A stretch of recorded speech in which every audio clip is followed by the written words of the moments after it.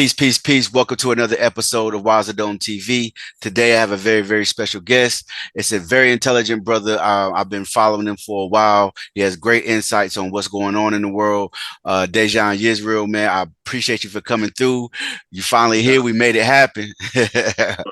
word. Word, word, man. I'm glad you're here, man. So as you know, we've talked a lot about um what the state of the conscious community is, right? And where we are at the moment. And as you know, man, there's a lot of wild stuff going on. And I wanted to do a show to address what I call the pseudoverse, you know what I'm saying, and the state of the conscious community. And I'm glad you're here with me, man. And so kind of one of the first things, and we're gonna get into a lot, but one of the first things I wanted to bring up was like this pretendian movement, right? Word. Oh But man, don't get me started, bro. yeah, that's what I was gonna say. Before I even ask you anything in depth, like what are your thoughts on the pretendian movement? Like, you know, and where did this stuff come from, man?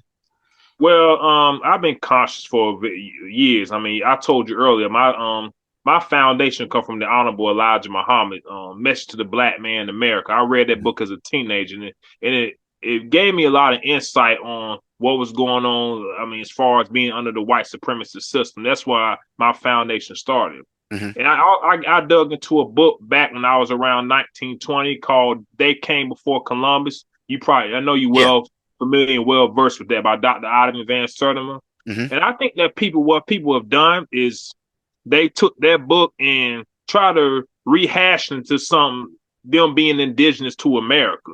Hmm. When I mean, there are a lot of scientific, historical, either anthropological evidence that states that all mankind and humankind goes back to Africa. I mean, there's no denial in that. And I feel as though people also they have bought into this idea of the illusion of inclusion, Hmm. where they basically want to deny being African just to prove the fact that they really don't have the guts to stand against this white hegemonic system. Right, right. And you know the even in the thing of it's not just a claiming of being indigenous to America, right?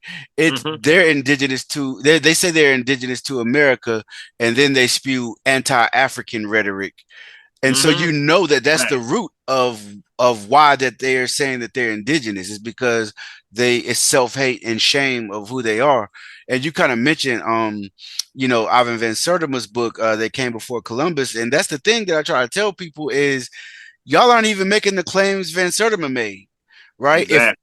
If I were to concede and say that book was right and exact, it's still not saying what y'all are saying. He's saying Right. these African people came before Columbus to the quote unquote New World. He's not saying that we are indigenous to America. Um, Not at all. and so like whenever we look at like that whole movement and you know denying of the of your African heritage, and this is not obviously for anybody that does have an indigenous ancestor, you know what I'm saying, because we know at certain points in certain times, you know, there was you know, mixing and amalgamation. I'm not talking about that, right? But um when people deny their African heritage and claim to be indigenous, and here we are, like, you know, pushing a black liberation movement, a pan-African movement, a movement that is designed as a to be a pathway to liberation for all oppressed people. And then you got people that can't even identify with who they are really, right? Like when it comes to the movement of liberation, and then you see this like pretendian movement, um do you feel like it undermines what we are trying to do as far as, you know, bringing people together to educate ourselves and eventually liberate ourselves from these oppressive systems? I think is a distraction. Actually, it's really distracting us from actually coming together and liberating our people and liberating oppressed people. Because I mean, actual Native Americans actually have reservations. They actually have casinos. They actually have some resources. Mm, Whereas the so-called African American, I really don't like using that term. I mean, but for certain people that might not know, we haven't even got reparations yet. So how can we talk about we pretending when we can't even go on the reservation right now? mm. Honest. And also these so-called pretendians, they're not really grounded in actual thorough research when it comes to their claims. It's either what their grandmother said, or it's either what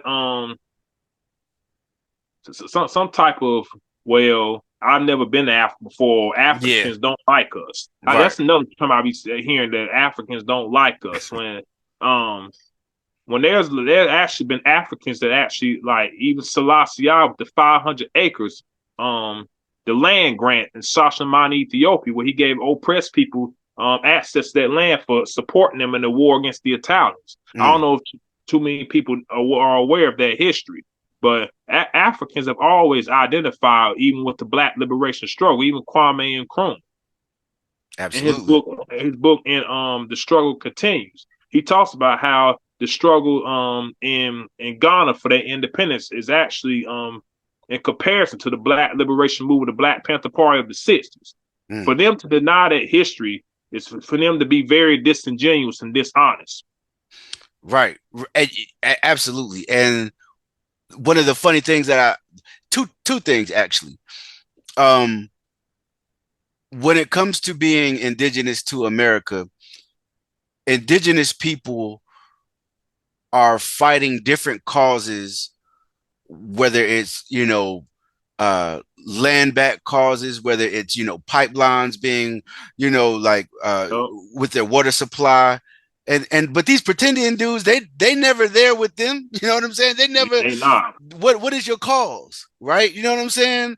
Like, but you feel what I mean? Like, if It's like they never there with me. They never there with with the TPs and none of that. Like I don't even recall any of them even knowing a Native American dish. that's what I was about to say. Another thing. Name a Native American recipe. Like, that's what I'm saying. Cause when they sit at the table, they straight nigga. Yeah. Look, that's what I'm saying. They don't know any indigenous dishes. They don't under, like, again, like you said, recipes. They don't know any indigenous, like, folk stories, children's stories. Like, and indigenous cultures have, I mean, they have their whole, they did a things, they had their own cosmology, right? Like, and so what these pretendians do, since they don't know or understand uh what, the whatever tribe that they're trying to claim, since they don't understand that cosmology, since they don't know any recipes or food or dances or music from this indigenous group, what they'll do, I notice what they'll do, they will just try to make something else indigenous that's not, right? Absolute.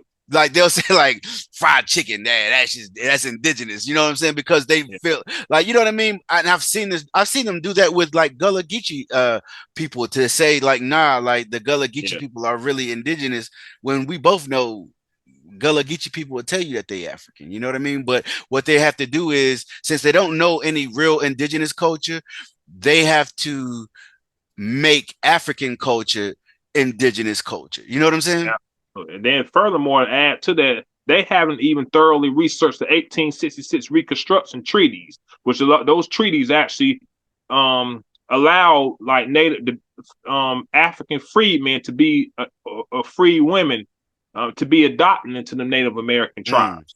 They're not mm. really actually Native American. They were actually adopted to them tribes. They took on a lot of their customs, because the Native Americans actually held blacks in slavery too. Yes, there were definitely tribes that held blacks in slavery. And, there was a group in Oklahoma. It was a brother who was running it, but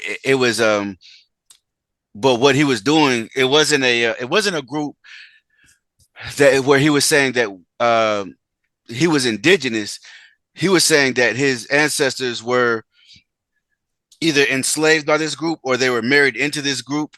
Yeah, And so I want some of those same, benefits that other members of this group have. But I'm African American. By blood, you know what I'm saying? But again, as you said, there were many ways that, we were, was it through slavery with the so-called five uncivilized tribes, right? Um, or or other groups that were more friendly to us. There were marriages, there were children. Like, these are ways, obviously, that you might be able to claim indigenous culture, but as far as your blood, who you are, you're still an African. Exactly. And then I mean, and then that Dane Calloway, that's another Oh guy. man, oh man, I oh it's man. like not only he going too far with pretending stuff, he starting to deny historical figures such Right. as Harriet Tubman. He denied Nat Turner and all them. And I'm like, they have like Harriet Tubman have primary sources to validate her existence. So Hmm. you going talking about the Underground Railroad's actual railroad and so forth. Like, guy, you just going this twisting stuff like this and trying to paint a whole different narrative that's not even a factual. Right, right. And it's crazy because, like, I saw an article probably last year sometime where out in Maryland they had found the house that Harriet Tubman grew up in, right? And here he's saying that she never existed. And um it's, first off, that's disrespectful, right? Like, I don't even like to play with stuff like that. You know what I'm saying? Because Right. um these people, our ancestors, enslaved people who fought for their liberation every step of the way, right? And had to live under the most oppressive system that ever existed, right? And here you saying somebody that risked their life to, rescue over 200 Africans was not a real person, right? Like what are we talking about here? And then did you know, like, I don't know if you've seen his book, but he's talking about slavery happened in reverse. And I Oh don't yeah, know. I've seen that book. Yeah, Yeah, I've seen what part. is so? What is he talking about? Is he trying to say that we were we were already here, and what's the reverse? But what is he talking about? And, I mean, I don't really know what he's Me, really talking about. I me mean, because either. certain people out here, even some pretenders, even saying that white people were slaves over here too.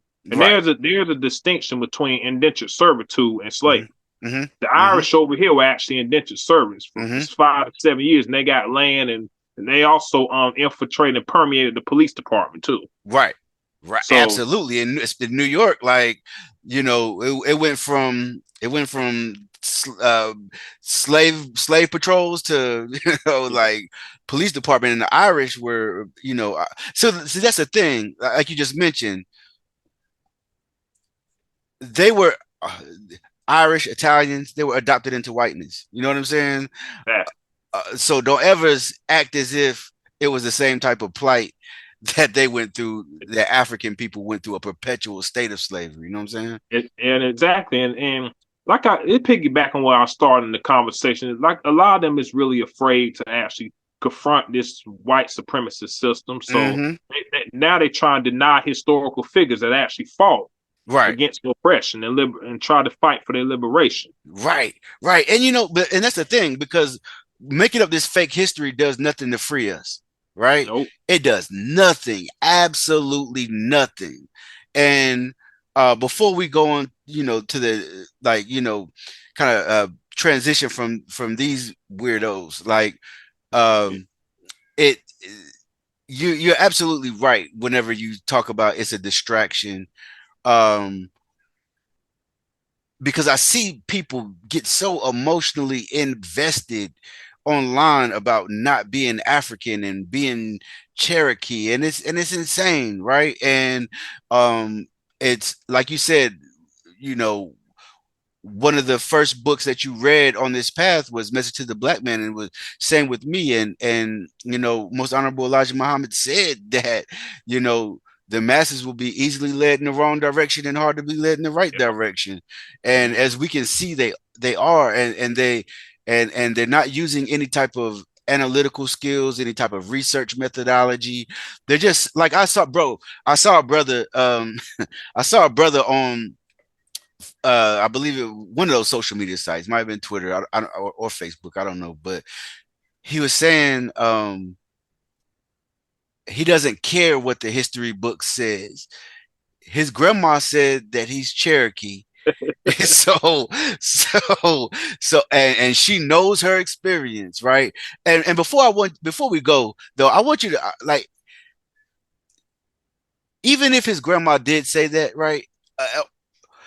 There was a lot of there was anti from the beginning of the time we got here. There was so much anti-African propaganda that was imposed on our people, even if um, you know, some, it wasn't all, because we know this because of the names of our institutions, our, you know, historians and all of this. But even if it was some people that say that they were Cherokee and they and really weren't, it was because of being ashamed of and not not wanting to be associated with anything African.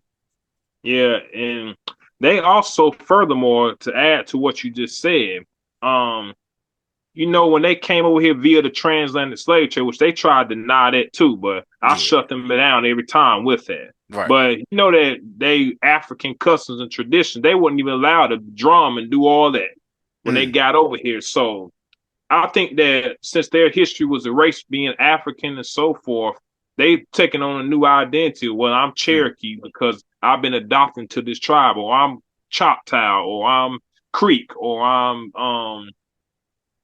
what's that other tribe? Chickasaw. hmm. Or Seminole, which Seminoles actually were runaways. Right. That they were runaways that actually went towards their freedom and so forth. But they try to identify with these tribes because a lot of them have a lost identity. They lost their identity. And, Mm, all that was stripped away from us. right. So them trying to deny that we actually African and so forth, like you stated, it's a sense of self-hatred. It's a sense of not having any type of belonging to any type of um customs and traditions that you normally practice prior to your enslavement, prior to your subjugation, prior to your marginalization. So Mm, it's really self hatred at the end of the day. yeah. Absolutely. Absolutely. Another thing that I've been noticing is uh obviously we're moving into a time period where black people are becoming more and more disillusioned with the Democratic Party, right? Um, Oh, and and obviously that's understandable. You know what I'm saying? The thing that I don't understand is how is being disillusioned with the Democratic Party making you fall down like these right wing ideologies and becoming black MAGA on, and like instead of attempting to step back and adopt radical politics, you're just choosing one plantation owner for the next. absolutely. And then to piggyback on that point right there, I mean we can use examples like Candace Owens, for instance. Mm, She's trying to deny that we all oppress and so forth, and trying to use a bunch of white wing conservative talking points to back her to validate her statements. But isn't this the same Candace Owens that sued for discrimination, her and the NAACP? facts. So I mean, you just denouncing everything that you actually stood for and going to some type of ideology that really doesn't align with the liberation of your people. Mm, Um, and furthermore, when they go down that rabbit hole of trying to be conservative and all that. I listen to the words of Dr. Amos Wilson in his book. What's the name of that book? Conscious African Consciousness versus the New World Order. He hmm. says like those black conservatives, what are they actually trying to conserve? Because they definitely not conserving any type of resources. They're Mm, not conserving any type of wealth. They're mm, not conserving any type of African dignity and pride. What you're doing is conserving the system that oppressed you to begin with. right. And you basically making justifications for the political, social, and economic exploitation and subjugation of our people. Mm. Bro, I kid you not. I've seen people go down conservative, uh, this right wing conservative rabbit hole, right? But still Hmm. kind of wear the cloak of I'm conscious, about Black Power, but they still try to, you know, I guess, um, they want to become Republican and wear a Black Power jacket at the same time, right? Yeah, But eventually, the more and more they uh, read, these conservative papers, the more they watch conservative news channels, the more they get on these, they watch these conservative YouTube channels. I've noticed, man, this is something that I've seen before. Well, where they will begin to say, white supremacy isn't real. White supremacy wasn't that bad. There were other atrocities in this world, or they will begin to downplay. They and I've seen it. They begin to downplay white hegemony as if and replace that with a capitalist pull yourself up by your bootstraps type of rhetoric. And I yeah, don't I just don't understand it.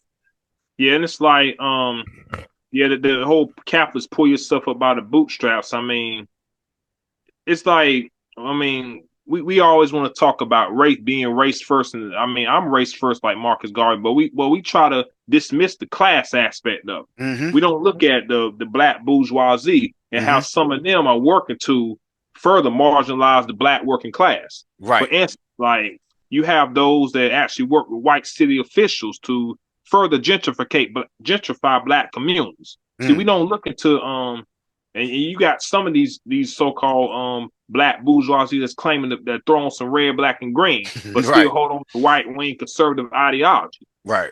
Right. Start talking about black. I mean, black capitalism hasn't liberated our people from any type of oppression at all. I Mm-mm. mean, I mean, when you give a few trinkets to certain black people, it creates the illusion that all of us can make it if we all pull ourselves up by the bootstraps. Mm-hmm. You, I don't know if you saw that post that I made, and where I was like, I wanted to kind of. It was a post that I made about different archetypes of different type of leaders. One would be like a military general, humble Hmm. servant, educator, technology expert, and I threw in career politician and billionaire in there too, right? Yeah, And only the people that have gone down the right wing rabbit hole pick billionaire. And one of the justifications that they picked billionaire was because they said, a billionaire already has money. They can't be bought. And no, a billionaire, obviously, a billionaires have a different level of greed than most people. There's never enough, right? And a billionaire can definitely be bought, and he's already compromised, and he got some skeletons somewhere due to the simple fact that he has $1 billion. absolutely. I mean, you can look at Jay-Z and Kanye, look at the Whew, people that are billionaires Rihanna, in our community. Rihanna, it's some type of exploitation going on, some type of exploitation of labor and resources that are going facts. on. And then when you try to bring that to light to people, it's like, oh, you just hate, or Right. where's your money and all this Right, stuff. right, And right. those be the same Negroes that be in your DMs asking to borrow $20 a Friday. Facts, facts, facts, facts. And everybody, everybody claiming capitalists. And I'm Yeah, like, y'all, where your means of production at? Like, what are y'all talking about? What they feel like selling a product on you lost. Etsy or some. Can you hear me? Yeah, no, like I was saying, like many people think that just because they sell a product that they're a capitalist, but selling a Nope. product online does not make you a capitalist. You don't have any means of production, and like we look at the pandemic, right? Mm-hmm. Um, all, a lot of people were out of work. A lot of people were um, it was a hard time for a lot of people, and then if you look at how much billionaires made during the pandemic. Like that gap is it's if the top 1% in this country and even the world own over 70 or 80% of all of the wealth. That ain't nothing you can come back from. Like what do No, you like what a like people and I hear them say, well, that should inspire you to be a billionaire. Like where this is I feel like this is so anti-African because it's not us to be like, okay, I got mine. Now and while everybody else is still struggling.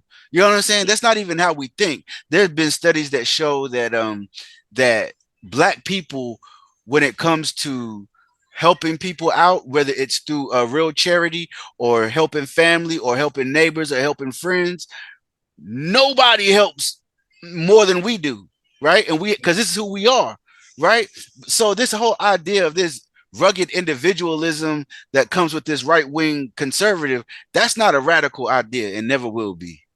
that's not a radical idea. I mean, it's definitely not an African tradition because we've always Mm-mm. been communal people. Mm-hmm. We never engaged and indulged in any type of individualism in African culture. Facts. That didn't come until the colonizers came and imposed their ways onto our people. Mm. And another thing, billionaires not only are harmful to the people, they harmful to the environment too. Mm. Speak on it. With the carbon emissions that go in from their yachts and their planes. Mm-hmm. So not only do you don't care about the people, you don't care about the environment either. Mm. Bill Gates and none of them really actually care about the environment that the people are actually on. Did you So we see have to that? take that. My bad. Go ahead. Yeah, so we have to take that into account when we talk about aspiring to be a billionaire. So you aspire to exploit Mm. labor and the resources of your own people, all because you don't really have the balls to go against your oppressor. I just really Mm. think cowardice at the end of the day. Facts. Facts. They on some real talk. Real talk. One thing that I find interesting, and like their main critique on Marxism, in a lot of cases, and a lot of times is that he's a it's a white man, right? Um, but they act as if capitalism did not was not born out of European feudalism. Like that's you know what I'm saying? Like that's as white as it gets, right? And this is what white people Absolutely. do to each other, and they obviously show that they will do to everybody else. And so yeah, man, I just don't I don't really under I don't really understand the whole, right wing conservative, but I'm still black power type of thing. It just makes no sense to me. Um And I but want to touch. I want to add another thing.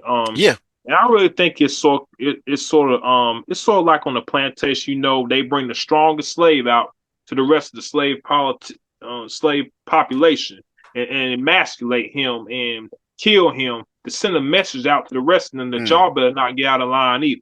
mm, And a lot of them have taken on that approach. When Chairman Fred Hampton got killed, when mm, Dr. King got killed, when Malcolm X got assassinated, it sort of put fear in the rest of them that if they get out of line, then the same thing gonna happen to them. Because when you in the struggle, anything could happen. So you can get assassinated.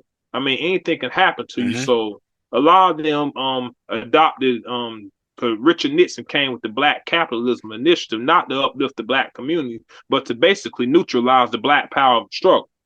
right. So a Mm-hmm, lot of them took on the Black Capitalism Initiative, and they really forget they left the liberation struggle behind and adopted capitalism as the means of liberation.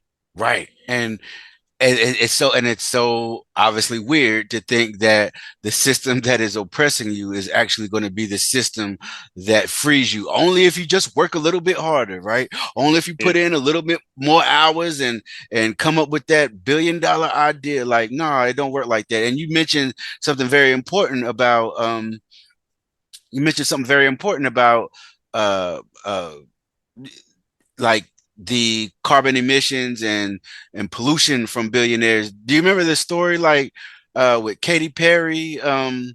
You know what I mean? Like they were following like some guy had some type of app that was following her private jet around, and Oh, uh, because he was showing how much pollution she was causing alone. right? Mm, And the number, and by just by herself being one billionaire, right? And it was something ridiculous to the point where like they kicked the kid off Twitter and all of this kind of stuff. But I saw it's and that's another thing like that they like to push on working class people is obviously it's important for us to be environmentally conscious. Well, we ain't the big reason that that the the earth is going through what it's going through. Again, as you said, there have been plenty of studies and articles that show that billionaires alone are the cause of a lot, most of the climate change issues that we're having on the planet. absolutely. One thing that I wanted to kind of build with you build with you on is, all right, so you have we're gonna obviously, I mean, if we're gonna build with this on the Pseudoverse, I'm gonna have to mention some of these guys, man. Uh Billy Carson, Oh, Yaki, 19 Keys.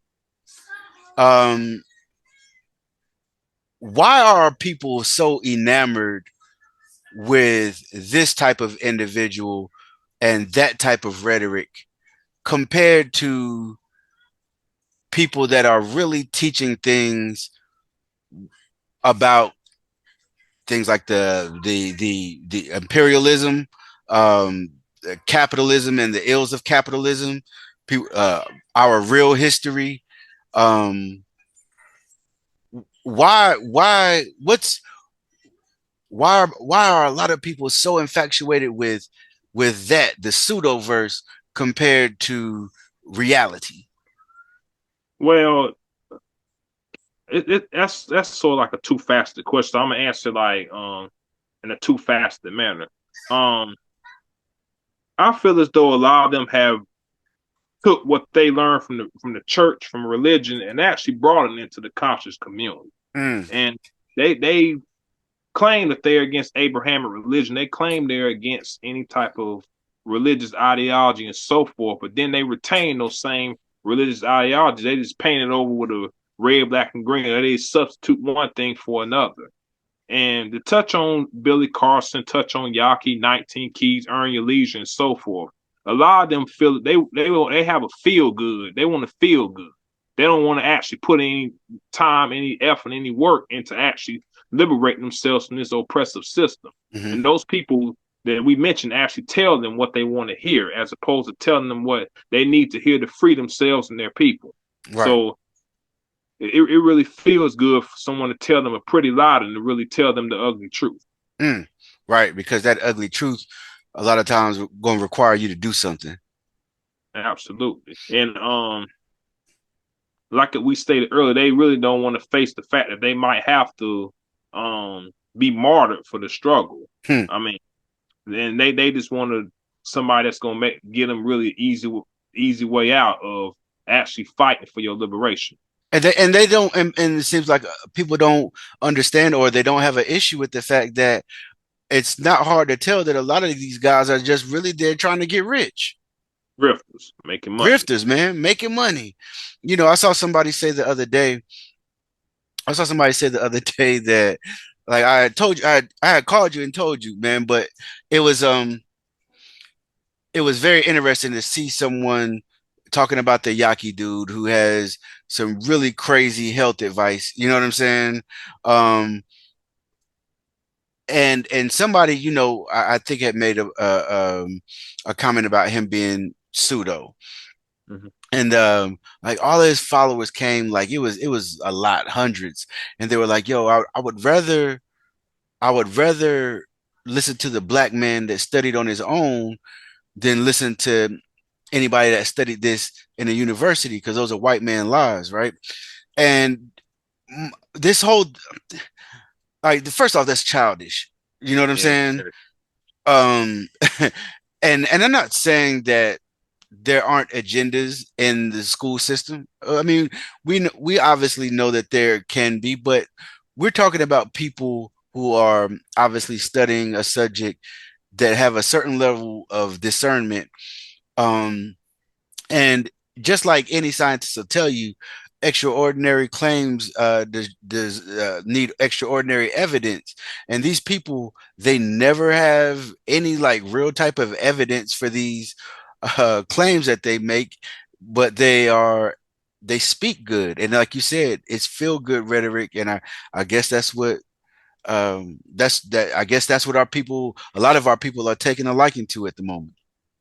And a lot of them, like Dr. Amos Wilson said, if you actually have African consciousness, if you actually have a knowledge of yourself and who you are, I mean, you can take any knowledge from any type of individual, whether even if it's a white person, you can ingest that knowledge and still retain your Africanity. Mm, mm, right, I mean, right.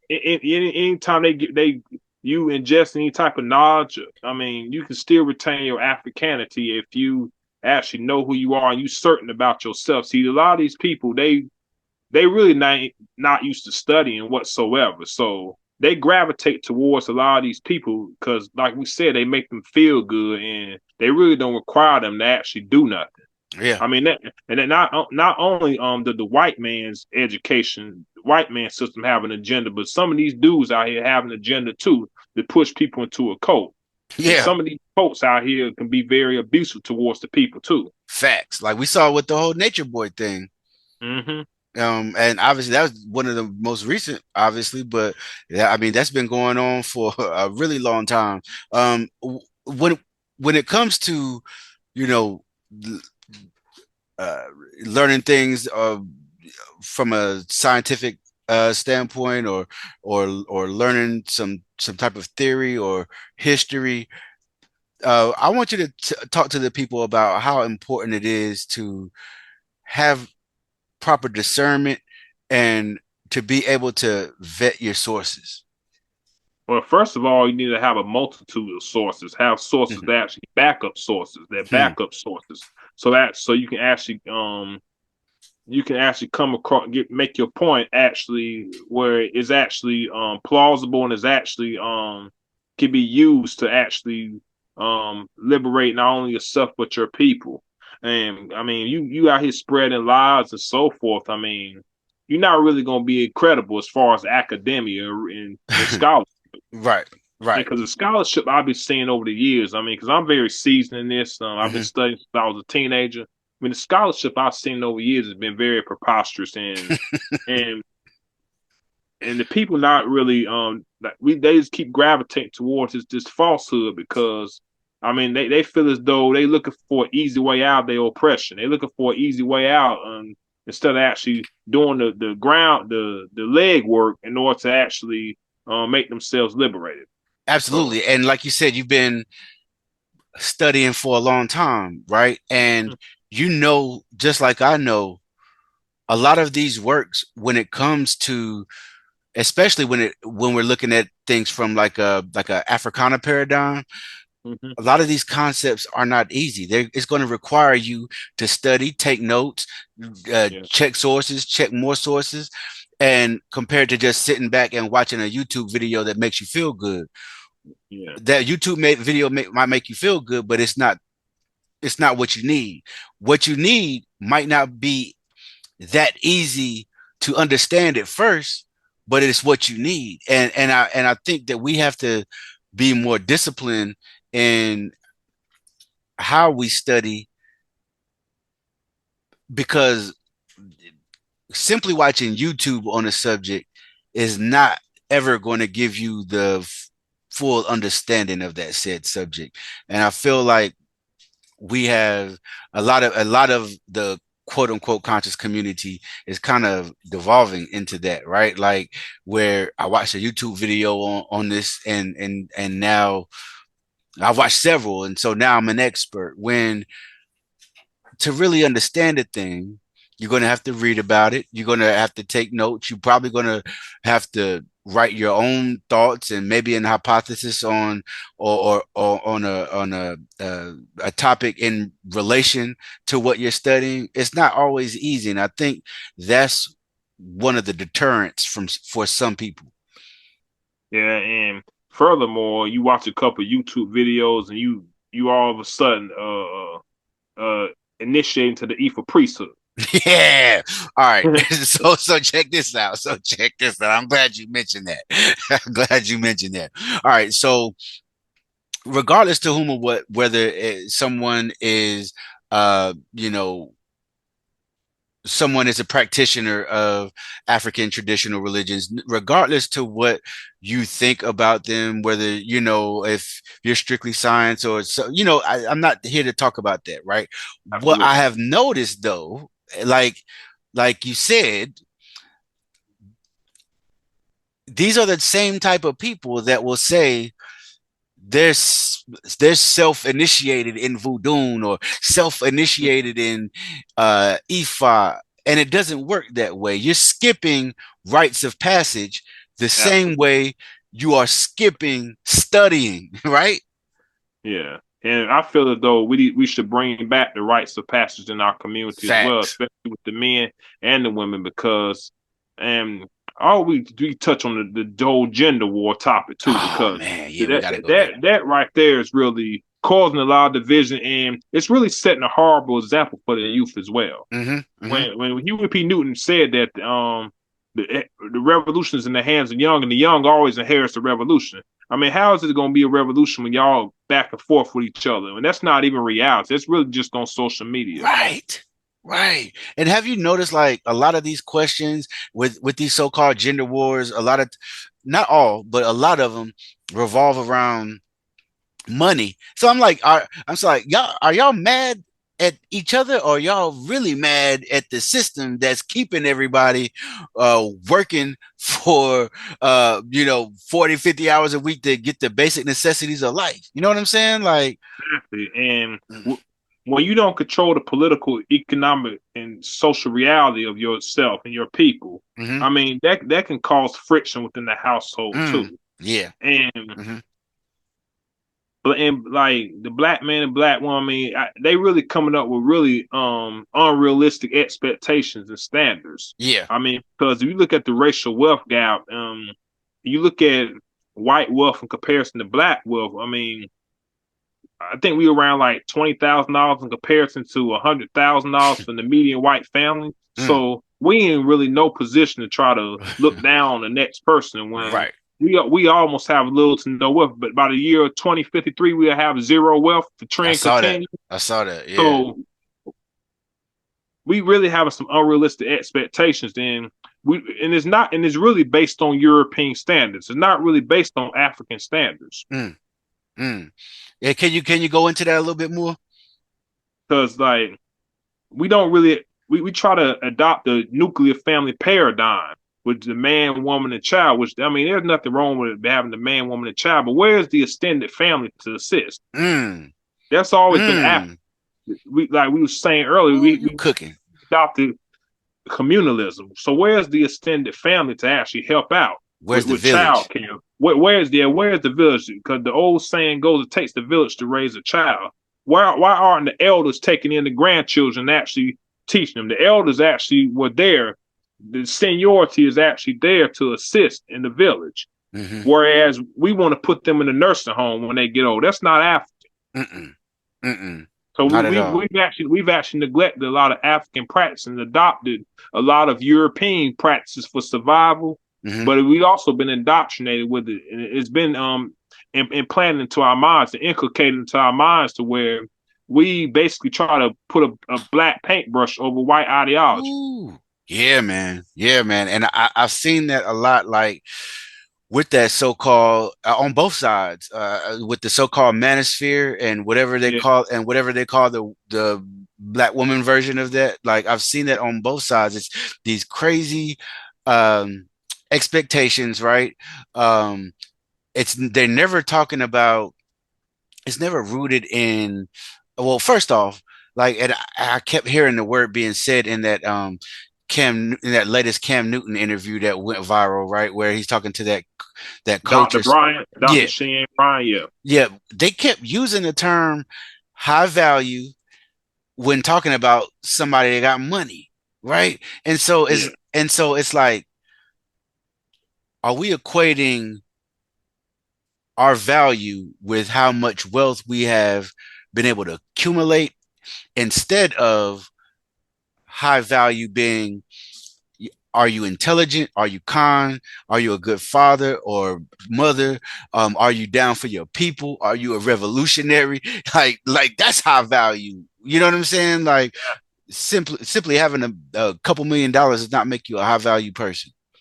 And you notice a lot of these manosphere and a lot of the female version of manosphere, they basically are conservative in ideology. They're very conservative, and they hold a lot of right wing talking points when it comes to they're talking like their ideology that whatever comes out of their mouth is really right wing and conservative, Mm-hmm. even with Kevin Samuels. Yep. So you see a lot of them adopt a lot of those conservative ways, and they try to push it on to that's going to be the solution for the black family. That's going to be the solution for the black community, especially when they try to say that they try to blame the single mother households for the detriment for our community being detrimental. Where there's been two parent households that's been just as dysfunctional as a Facts. single parent household. Facts. Facts. Do you notice how they try to cloak it in black empowerment though? Exactly. Yeah, they do. Mm-hmm. And people I mean, fall for it. even on the feminist side too, you have Mm-hmm. to touch that Facts. as well. Because some of Facts. them, even some of the revolutionary sisters try to adopt some feminist ideology. Calling black When men bullet bags and all kind of like weird stuff, man. exactly, and then like I said, at the end of the day, it's our people. We've been so brainwashed and so indoctrinated with European customs and traditions that we started to take that on and try to paint over it with the black empowerment paintbrush. Yeah, yeah, yeah, yeah. I'm and speaking of that, somebody who a group that kind of encapsulates all of this that we're talking about, whether it's like weird manosphere or whatever the woman version is called, that stuff, some pretendian stuff, right wing conservative, a group that encapsulates all of that, FBA, right? um, Before we go into any type of real, discussion about this group, like first, what are your thoughts on just the whole foundational Black American? I saw like Ann Coulter use the word on Fox News the other day, and like they went crazy about it. They loved it. Well, FBA is really, I would say, is really a offshoot or a spinoff of the ADOS movement. Mm-hmm.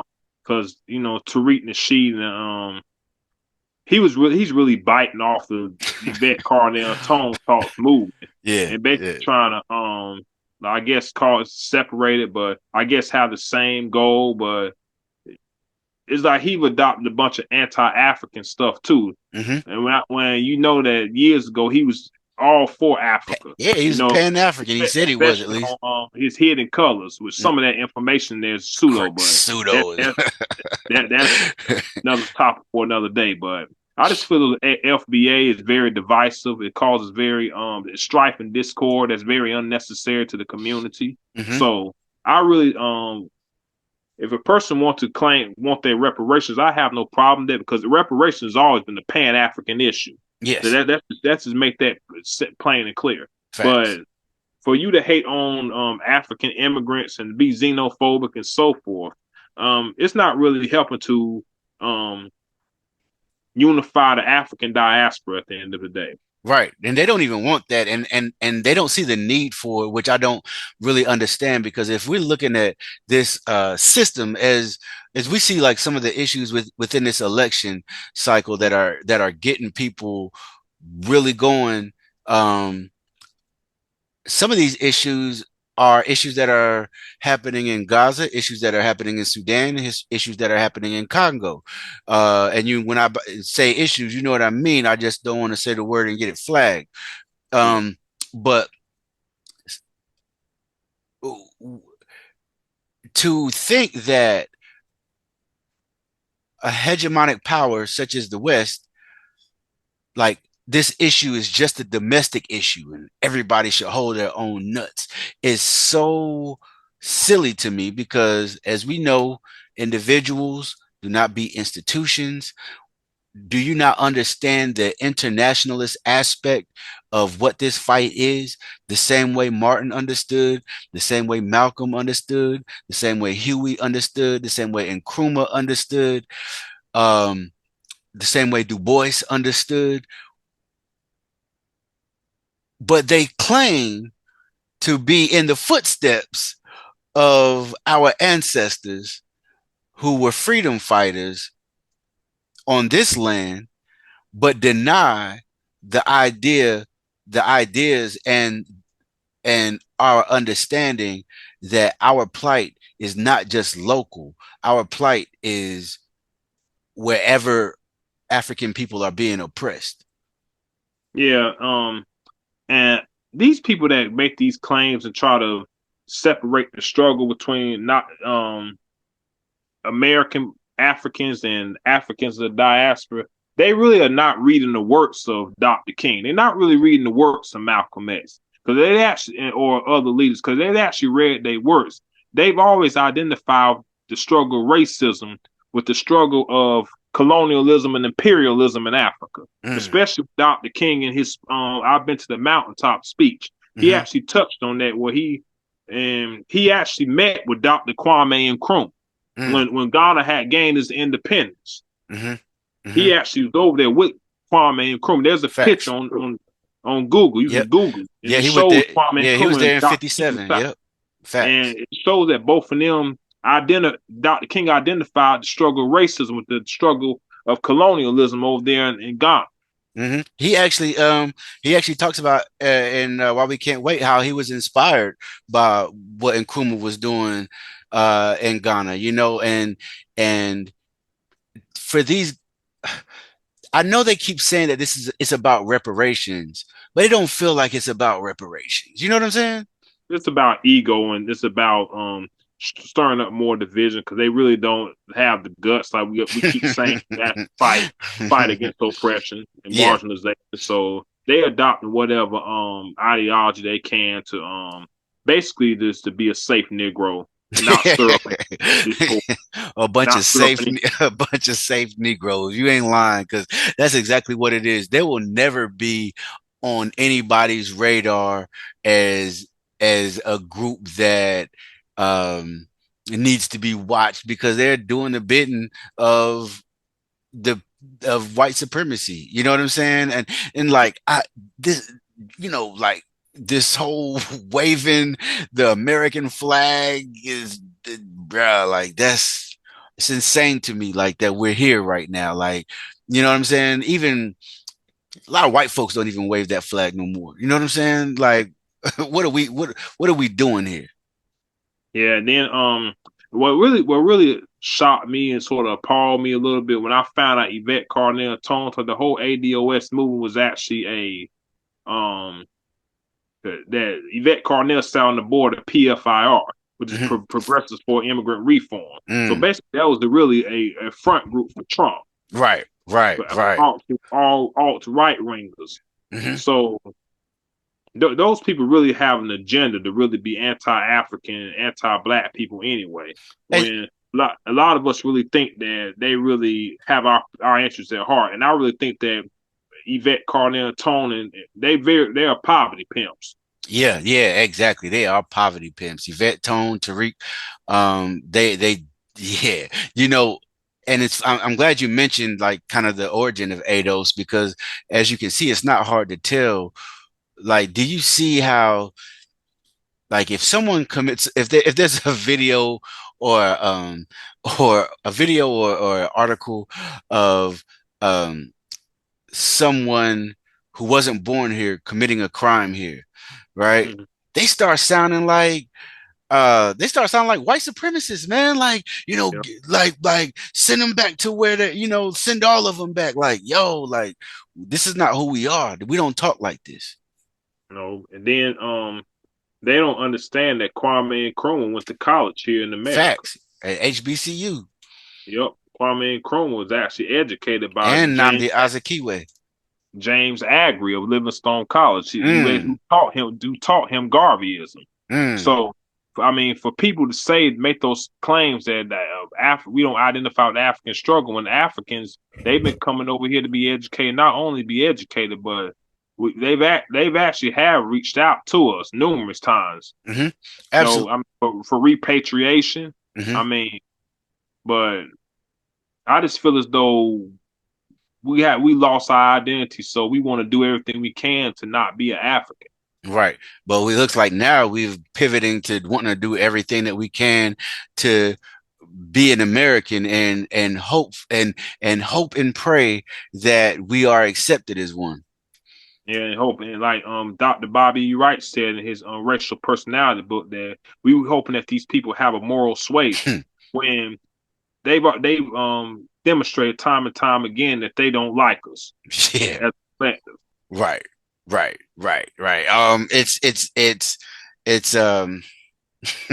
It's it's really uh obviously counterproductive to the liberation of black people. I wouldn't be surprised if 10 years down the line we begin to have proof of government influence with these groups. Um, because as you know, a unified African people, um, a unified African people that has allies with other oppressed people in different parts who have the same oppressor, that is always going to be looked at and considered as a threat, right? Yep. And the fact that like when you start with these FBA people too, they really don't have any understanding of a lot of the things that they talk about because um they don't see what's happening in terms of empire, right? They just see this is America and we're the greatest country on earth. They don't see all of the bodies and the all the bodies in the pathway that America has left to get and maintain this position. You know what I'm saying? And whenever they begin to, whenever you have those conversations with them, I swear they really sound like they sound like white supremacists, and it's weird. You know what I mean? I didn't think that we've always had people that were assimilationists, Yeah. right? A lot of times people like to call Booker T. Washington an assimilationist, but at the same time, behind closed doors, he still wanted he he wanted African people to be have agency over themselves, right? You know what I'm saying? It wasn't and obviously, that was a totally different time than what we're living in now. We're talking about, I mean, hell, his book is up from slavery, right? Like he was born during enslavement and, was emancipated, emancipation came whenever he was young. I forgot how old, but I'm saying that to say this in 2024, there's no reason why we should be attempting to assimilate within an empire assimilate into an empire that is destroying the entire world. No, we shouldn't be want to assimilate to an empire that's destroying the world. And I just really feel as though I mean, we look at Booker T. Washington. Booker T. Washington's always been for being for self determination. In fact, he actually inspired Garvey with Up from Slavery, and Facts. that's how Garvey really started the UNIA. Based, well, he started UNIA in Jamaica, but Mm-hmm. what the movement moved to America. He had came to America to actually meet Booker T. Washington, but Booker T. Washington had passed before he even reached there. So that's when he went to Harlem, New York, and actually he used the blueprint of Booker T. Washington to found the UNIA. So for those that try to discredit Booker T. Washington, I mean, you might as well be discrediting Garvey at the same time. Mm, right, right. I totally agree. Um, as far as how we get things, or how what do you think it would take to uh you know help our people like reorient themselves to, being African, to understanding what and who the enemy is, the systems that are oppressing us, and to not continue to fall for the grifters. What I don't think is actually teaching the people to vet what they become involved in. Actually do ask questions. Do your thorough research, and that actually like Dr. Naeem Akbar says in his book, Know Thyself. We sort of have to deprogram what we've been taught, Mm, but what we've been taught in their school systems, what we've been taught on television, we've been taught. I mean, even in the music, hmm we have to deprogram ourselves and actually reprogram ourselves with African knowledge, African traditions, African customs, and so forth. hmm And hmm then we actually got to address the needs of the people. I mm. mean, The that material that conditions, right? mere material condition that can go into the political education. hmm Actually, read these works and actually dissect them. Read, France Fanon, Malcolm X, the Black Panthers speak, Malcolm X speaks and so forth, and actually see how that can actually be used for the betterment of the people. You Mm, know, I feel as though we're not really addressing the needs of the people. yeah, So I that's agree. that's really what the main objective should be as far as any liberation struggle. Facts. And I think you're absolutely, because at the end of the day, it's about the people. And when Mm-hmm. the people see you out with the people, that's the magnetic that, hey, what's going on over there? Let me, you know what I'm saying? Like, Yeah. because regardless to whom or what, we laugh about a lot of these, these groups. The thing about that I've learned is out here in these streets, these people ain't never heard of no FBA and no pretendians and or none of that. You know what I'm saying? A lot of this stuff is strictly online stuff, and so like you said, the best thing to do is go touch some grass, get out there with the people, and and like-minded individuals, and see how we can address the material conditions of our people. Also, study groups with people that are of a like mind, or people that are interested, all of that, man. But again, I'm glad that you came on, because I feel like this has been an extremely important conversation, because I really want our people to begin to start thinking more critically about the information that we're bombarded with. Um, one last thing I wanted to ask you, before we go, as far as this influx of, you know, right wing conservative talking points in blackface, this FBA ADO stuff, this pretendian stuff. Um, when it comes to social media and social media usage, right? Uh, for anybody watching, especially if somebody who, uh, maybe thought these people were on the up and up, right? They might be new to the community or anything like that.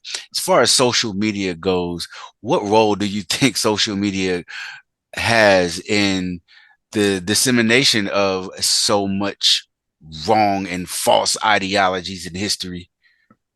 And I just really think that social media has really been a detriment to our people. I really feel as though social media is really it's giving a lot of fake people, giving the people that's really ain't on nothing in real life. It's really giving them a platform. People Mm, that's really never felt as though they had any type of importance in life. This really gives them a platform. It's giving everybody a voice that's really not qualified to have a voice. You know what mm, I'm saying? And speaking of being conscious, like I feel as though the online conscious community, like they really just regurgitate a bunch of misinformation and feel as though changing your last name and going to every lecture and I mean, which we could do that too, but mhm, I just feel as though they feel that's all it takes to really be conscious. Like, I mean, and like we stated earlier, some people are got one foot in consciousness and got one foot in ignorance, Yeah. and they Yes. really fence straddling at the end of the day. How you gonna make, because Kwame Ture said, well, you're supposed to make the unconscious conscious. But how Hmm. you gonna make the unconscious conscious when the conscious is being unconscious themselves? Right. Right. Right. Right. So I mean, you have to set the example.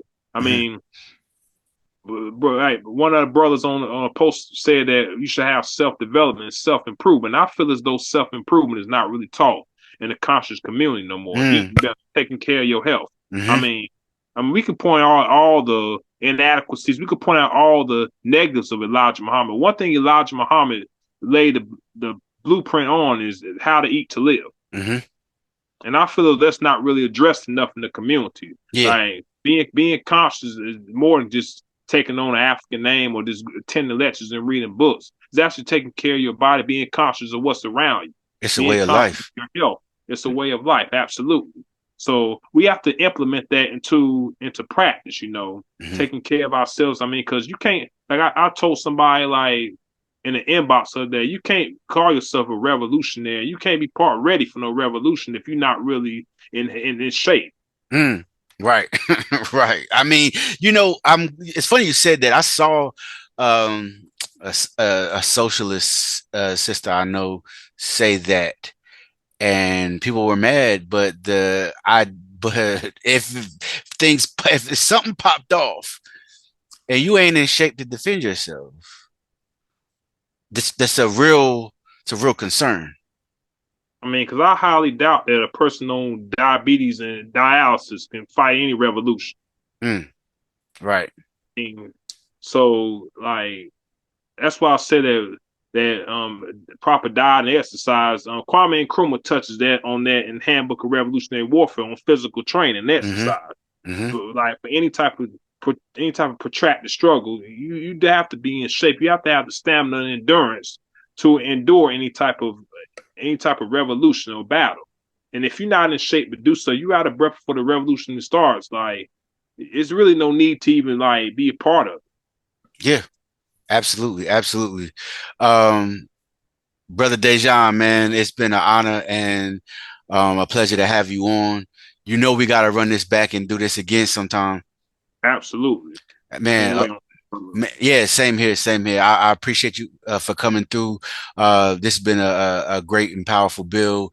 Um, for everybody watching, if you haven't read a lot of the books that Brother Dejan has mentioned, make sure you put those in your Amazon, or if you can't buy it locally at a black bookstore, and get them one by one. And this that's one of that's part of the pathway to our liberation. Is, man, we have to keep feeding our mental and understanding how these things work and how we can orient ourselves back to who we are. Because as one of the themes we have mentioned, the most honorable Elijah Muhammad, a lot today, we have been made other than our own selves. So we have to get reacquainted with how we reverse that, right? And so that's obviously one of the ways to do it. And so, Brother Dejan, um, you brilliant brother, man. I appreciate you for coming through, G. Appreciate it. Peace, G. Peace, God. Peace. Peace, God.